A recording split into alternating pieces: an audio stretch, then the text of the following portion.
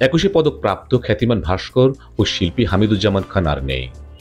ইন্না লিল্লাহি ওয়া ইন্না ইলাইহি রাজিউন। বাংলাদেশের আধুনিক ভাস্কর্যের পথিকৃৎ এই গুণী শিল্পী আজ সকালে ঢাকার ইউনাইটেড হাসপাতালে শেষ নিঃশ্বাস ত্যাগ করেন।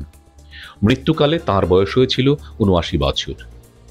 গত সপ্তাহে ডেঙ্গু ও নিউমোনিয়ায় আক্রান্ত হয়ে হামিদুজ্জামান খান ইউনাইটেড হাসপাতালে ভর্তি হন। অবস্থার অবনতি ঘটায় তাঁকে আইসিইউতে স্থানান্তর করা হয় এবং লাইফ সাপোর্টে রাখা হয়। আজ সকাল 10:30টার দিকে লাইফ সাপোর্ট খুলে নেওয়ার পর ডাক্তাররা তাঁকে মৃত ঘোষণা করেন। গ্যালারি কসমসের আর্টিস্টিক ডিরেক্টর সৌরভ চৌধুরী এবং আর্টকনের প্রতিষ্ঠাতা ARK রিপন এই খবর নিশ্চিত করেছেন। হামিদুজ্জামান খানের শেষ শ্রদ্ধা নিবেদনের জন্য আজ দুপুর 2:30টায় তার মরদেহ ঢাকা বিশ্ববিদ্যালয়ের চারুকলা অনুষদে আনা হবে।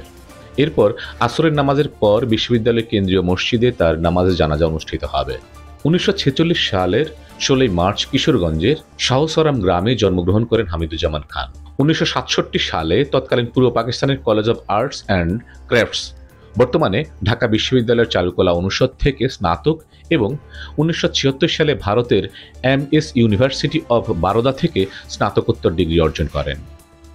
1970 সাল থেকে 2012 সাল পর্যন্ত তিনি ঢাকা বিশ্ববিদ্যালয়ের ভাস্কর্য বিভাগে অধ্যাপনা করেন। 1976 সালে তৈরি 71 স্মরণ মুক্তিযুদ্ধের প্রতি তাঁর শ্রদ্ধার্ঘ্য। 1988 সালে সিউলের অলিম্পিক ভাস্কর্য পার্কে স্থাপিত হয় তার শিল্পকর্ম স্টেপস। এছাড়াও জাহাঙ্গীরনগর বিশ্ববিদ্যালয়ের শংসাপ্তক, সিলেট ক্যান্টনমেন্টের হামলা, বঙ্গভবনের পাখি পরিবার এবং ঢাকা বিশ্ববিদ্যালয়ের TSC-তে শান্তির পায়রা তার উল্লেখযোগ্য শিল্পকর্ম।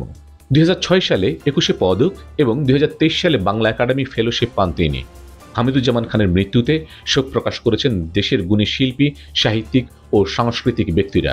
5 দশকেরও বেশি সময় ধরে শিল্প চর্চা করে হামিদুজ্জামান খান রেখে গেছেন এক অনন্য উত্তরাধিকার।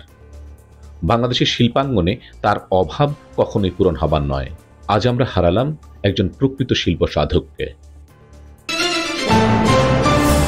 Subscribe now for daily news and updates.